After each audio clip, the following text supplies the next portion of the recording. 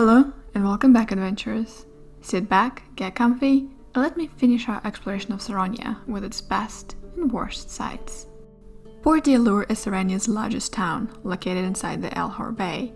People say the town of Port d'Allure got its name centuries ago, from the first boat to moor there, the Allure. Many slippery wooden quays are found along the port, each hosting small fishing boats. Many more boats are seen on the muddy beaches around the bay near Old Cypress Way. Many of the inhabitants of Port d'Allure survive primarily by fishing, but most look sunbaked, exhausted and hungry. I do not think that the sea is generous, judging from the daily catch, but at least those people are free from the Plantations work. The town is very noisy, especially after the sun's peak time. The Souragnes are an unusually loud people, whether happy, sad or angry. Many of them are crippled and get a few coins by being beggars. In fact, there's nothing close to middle class. You're either senior or you're poor, and the difference in status is unmistakable. Most houses of Port d'Allure are adorned with painting or stone engraving. Most of this represents serpents, alligators or other marsh animals, or necromantic themes, or the ever-present Lord of the Dead, drawing with many variants. There are 3 parts to the small town, more or less arranged in a concentric half-circles around the port. The port itself is a foul area, stinking of fish left rotting in the sun. This miasma doesn't seem to annoy the local people, and it is fairly animated, especially when a foreign trading boat arrives to haul merchandise. When such a boat is at the piers, many fishermen trade their usual hard work to offer their services as dockers.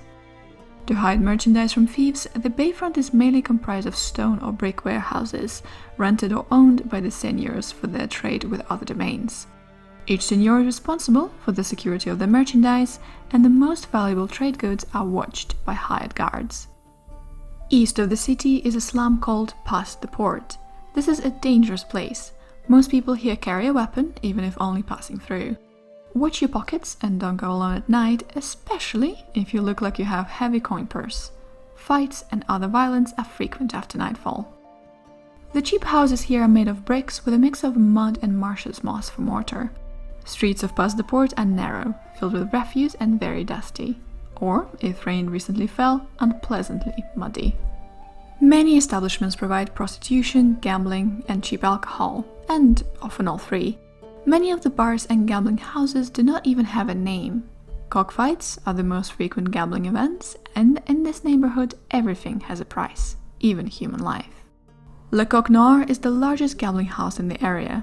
It is located at the northern edge of Past the Port, near the marsh. This gambling house, where most nights a game of high stakes of cards will be running until the small hours of the morning, is less dangerous and frequented by many seigneurs, wealthy locals and foreigners.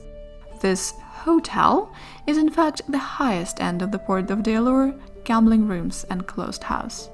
Outside of the port and the adjacent slum, the town is nicer and the streets wider. The best buildings are made of stone or bricks and have 2 or 3 floors. Typically, a large balcony on wooden poles overhangs the street, and worked iron fences with vegetal patterns to divide the plots.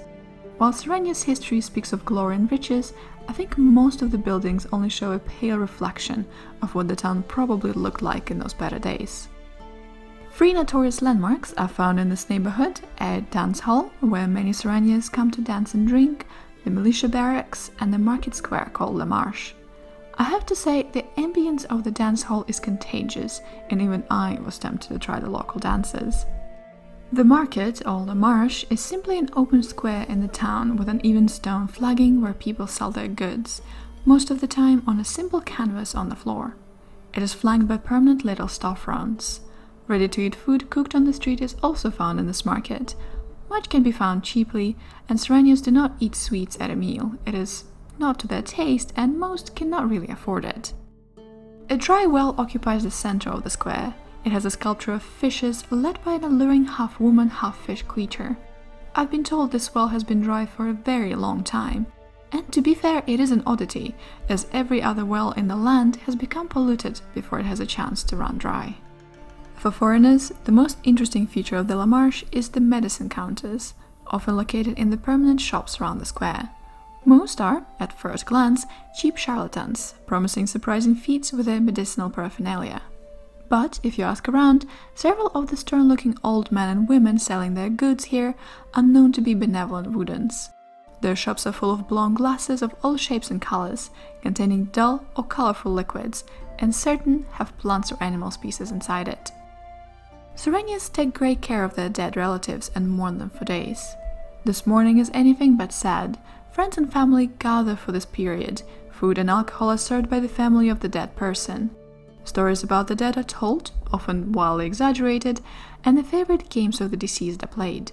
Still, I felt there was an angst in the air, and many fearful gazes were thrown at the corpse. An older Souragnian explained this latent fear. Occasionally, the lore recalled this person and the corpse rises during the morning. The family and friends have to let the zombie go without opposing, and, needless to say, this is an abrupt end to the joyful mourning. After this 4-day delay, the dead is placed in a wooden casket and a joyful funeral parade brings the corpse to the cemetery. Nobody is anxious by then, and many pay their respects and thank the Lord of the Dead for letting the departed rest in peace. The dead cannot be buried, as water fills the hole at a depth of 4 feet, so the cemetery itself is walled. The richest put their dead at mausoleum of stone or brick covered with white plaster. Many of these mausoleums are well decorated with ornaments and sculptures. These are very beautiful places, if somewhat morbid. The mausoleums are neatly designed to form streets within the cemetery. Thus, the locals often call it the City of the Dead. The working class usually cannot afford the construction of a mausoleum and put the wooden casket on a stone or brick floor, with the bricks piled on top of it. On Kemin Tristapas, in the middle of the City of the Dead, stands an old oak. This ancient tree is nicknamed Veil Branch by the Souragnes, and I witnessed it is sometimes even revered as a loa. The tradition by a supplicant of suspending his old clothes to the tree in the hope of getting an ancestor's good grace is also very ancient. The huge tree is covered with bits of clothes, old and new. A quick look at the plantations surrounding Port Allure shows that agricultural work gives more results than fishing. A plantation belongs to the seigneurs, who are considered nobility in Souragne. All plantation main houses are luxurious places, where the success of the owner is made evident. Located behind cast iron portal entrances, the main house often sports large, tall white pillars at the front. Very different from the dull grey houses inside the town, the plantation ones are either painted spotless white or bright colors. The interiors are also very beautiful, with marbles, tapestries, ornate ceilings, and the ever-present worked iron, chandeliers, and large fireplaces. Plantations usually specialize in either sugar cane, tobacco, cotton, and fruits of farm animals.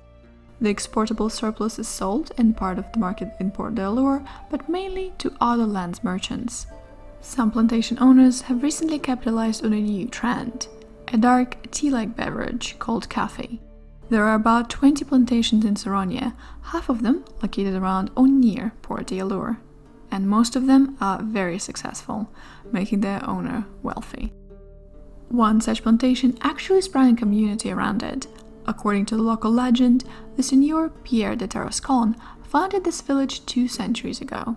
He needed workers for his plantation, so he gave them a place to live. Close to the marshes, this small village is built of poor-looking wooden houses. The Tarascon plantation is located east of the hamlet. It is now run by a cousin of Marcel Tarascon, the only member of the family who escaped the grisly fate of the sleepy village.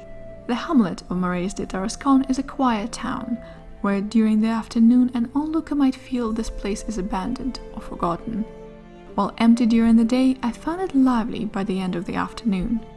The most interesting bit of local color, I was told, was the licorice sticks that are known as bone rattle in this town.